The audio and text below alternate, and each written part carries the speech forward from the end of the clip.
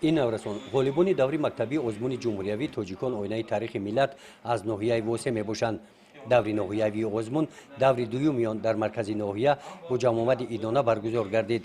رئیس کمیسیای آزمون مدیر شعبه معارف مقامات اجرایی حاکمیت دولتی ناحیه قید نمودند که مقصد برگزاری این آزمون در آن است که ما باید از تاریخ گذشته خود با خبر باشیم.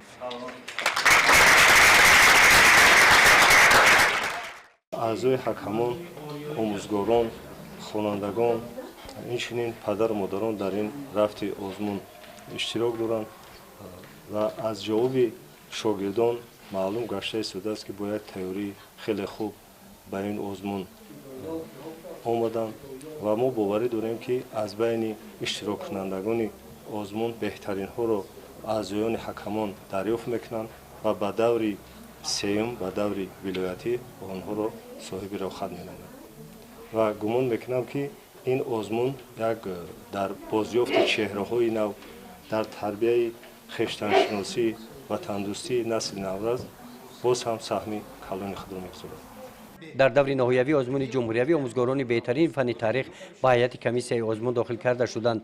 رفت آزمون طبق نظامنامه پیشنهاد گردیده دایر گردید.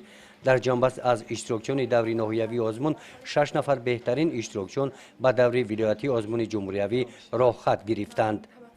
گزارش خوجا نظری خدای نظر ظهروف از ناحیه واسه برای برنامه اطلاعاتی نوید.